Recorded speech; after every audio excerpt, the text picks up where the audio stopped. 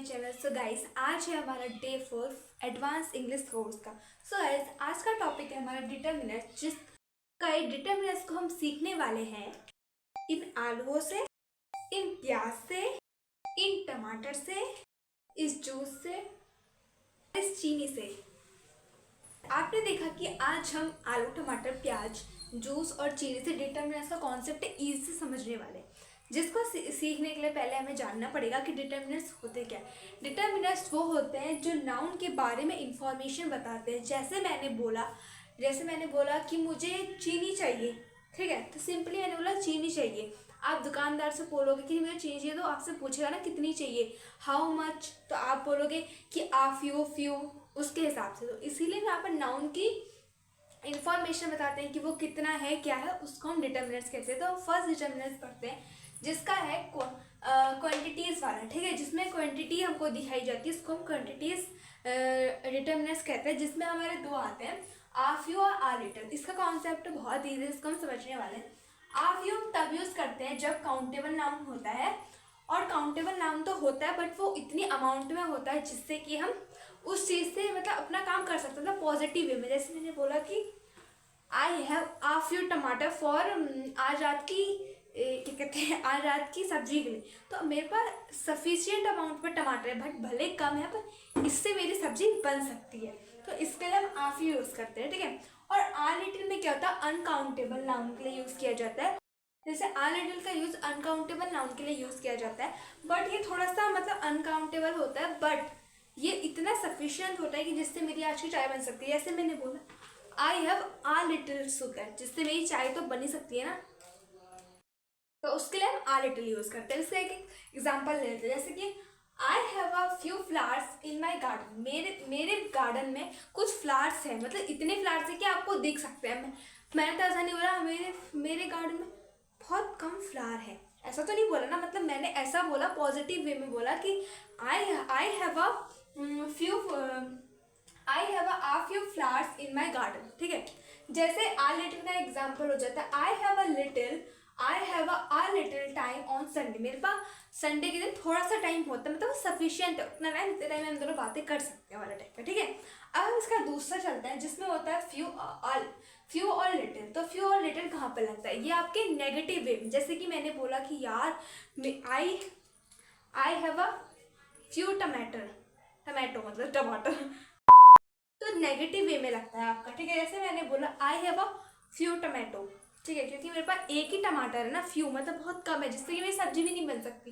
ये negative way में, यार मेरे पास तो एक ही टमाटर है, आ फ्यू टमाटर, ठीक है। जैसे मैंने बोल दिया आ फ्यू, तो ये आपका काउंटेबल नाम के लिए लगता है, और फ्यू लगता है बहुत कम, जो आपके लिए सफिशियंट ना। जैसे इसका एग्जाम्पल हो गया, फ्यू पीपल केम टू सी, मतलब बहुत कम लोग मुझे देखने आए। मतलब आप डायरेक्टली इसमें ये नहीं बोलते कि कोई नहीं आया करके, ठीक है, या फिर किसी भी चीज़ को मना नहीं करते डायरेक्टली, बट आप ये बोलते हैं कि हाँ बहुत कम लोग हैं, नेगेटिव वे में बोलते हैं, ठीक है। वैसे ही लिटिल के लिए अनकाउंटेबल नाउन, और they had little money for party, जैसे मैंने बोला कि उनके पास बहुत कम मनी है, तो बहुत ही कम मनी, इतने में आपकी पार्टी हो ही नहीं सकती, ठीक है।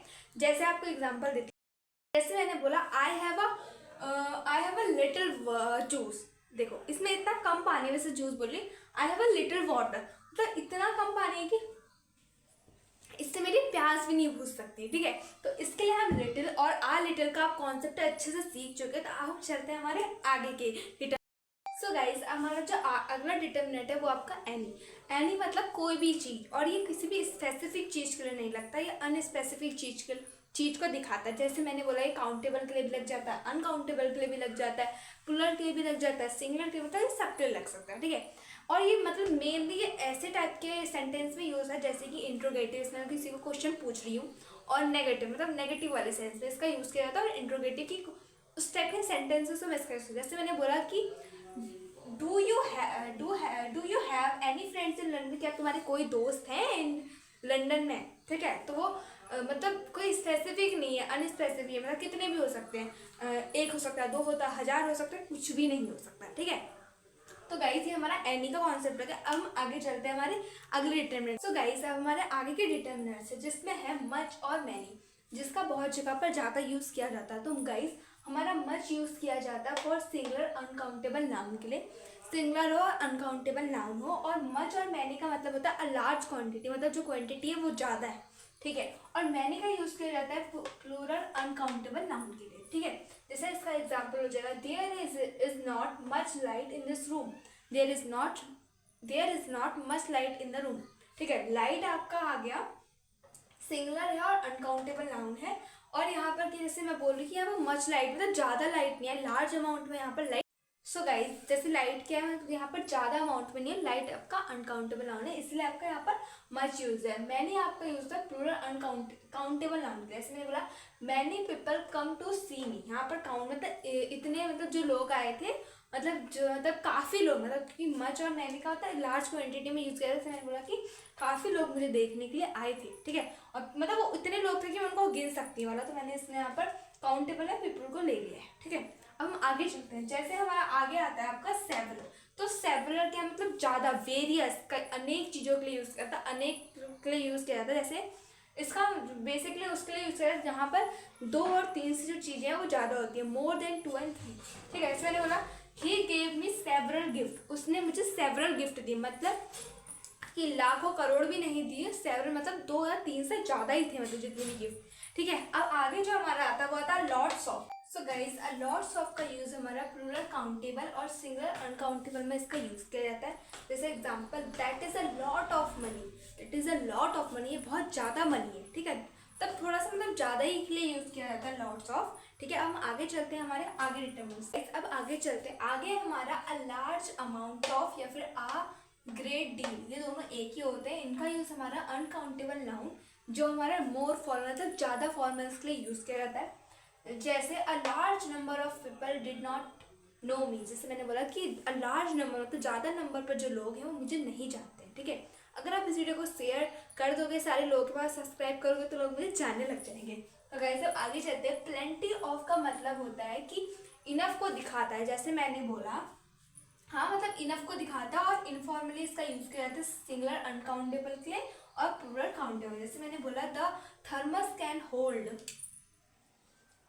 प्लेंटी ऑफ टी, जो थर्मस है वो मतलब प्लेंटी ऑफ टी मतलब कि इनफ टी को मतलब होल्ड कर सकता है, ठीक है। अब हम आगे चलते हैं। सो गाइज, हमारे इतने जो डिटरमिनेंट्स है वो पूरे कंप्लीट हो चुके हैं, बट अगर आप मतलब आगे को जाओगे तो आपके जो डिटरमिनेंट्स होते हैं वो बहुत होते हैं, उन सारों को हम कवर करने वाले हैं। बेसिकली वो आपने पढ़े होते हैं, बट उनको हम एक नाम के थ्रू उनको पढ़ने वाले हैं। जो हमारा आप देख रहे हैं यहाँ पर आर्टिकल है, ठीक है, ये भी डिटरमिनेंट्स में ही आता है।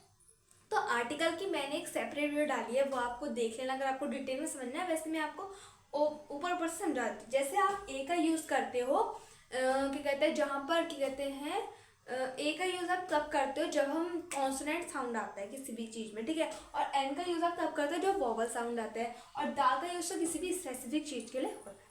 सो गाइस, वहाँ पर साउंड के लिए बोला मैंने, ये नहीं बोला कि अम्ब्रेला आया तो आप अम्ब्रेला तो वैसे ए लगाओगे, बट जैसे मैंने बोल दिया कि हाँ अम्ब्रेला आया तो आपने एल लगा दिया, यू मतलब कि आपने बोला कि यार ये तो वॉवल से नहीं, उसके साउंड पर जाइए आप, ठीक है।